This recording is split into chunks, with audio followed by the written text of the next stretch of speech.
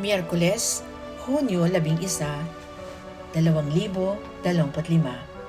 Ang ating pong kwento na maririnig sa umagang ito ay may pamagat na diretsyo. Ito ay kwento ni Ginang Arlene Timber Henry ng St. Martin. Ating basahin ang Kawikaan, Kabanatang 4, talataang 11 hanggang 19. At ang ating key verse ay, "Ika'y pinapatnubayan ko sa daan ng karunungan, itinuro ko sa iyo ang daan ng katwiran." Kawikaan 4:11.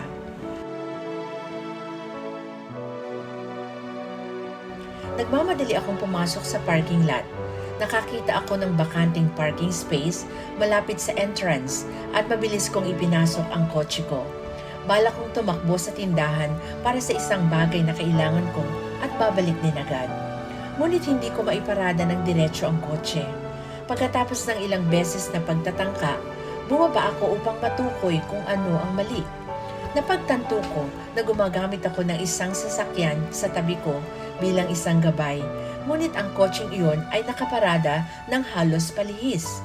Dapat ay ginamit ko ang aking side mirror at rear view mirror upang ihanay ang aking sasakyan sa loob ng mga marka sa lupa.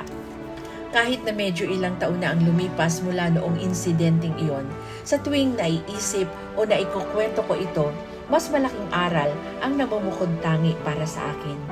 Mag-ingat kung kaninong buhay mo sinusubukang iayon ang iyong buhay. Kung titingnan natin ang ibang mga tao na tila matagumpay o nabubuhay sa paraang hinahangad natin, maaari nating maramdaman na kailangan natin silang tularan upang makamit ang parehong antas ng tagumpay. Ngunit ang paggawa nito ay maaaring magdala sa atin sa isang direksyon na hindi natin gustong puntahan. Bagamat walang masama sa pagkakaroon ng mabubuting huwaran, dapat nating pagsikapan ng ating buhay ay naaayon sa salita ng Diyos higit sa lahat. Kapag nakatuon tayo kay Jesus at itinulad ang ating buhay sa Kanya, gagabayan niya tayo sa daan na dapat nating lakaran. Din pong ipapanalangin sa araw na ito para sa karunungan na tularan si Jesus.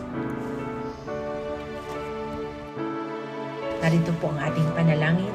Salamat o Diyos sa iyong pangako na kapag binibigyang pansin namin ang iyong mga salita, ay pananatilihin mong ligtas ang aming mga landas.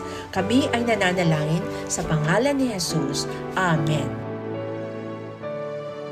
Ang isipin ngayong araw, ang pagsunod sa halimbawa ni Jesus ay nakatutulong sa akin na mahanap ang daan sa buhay.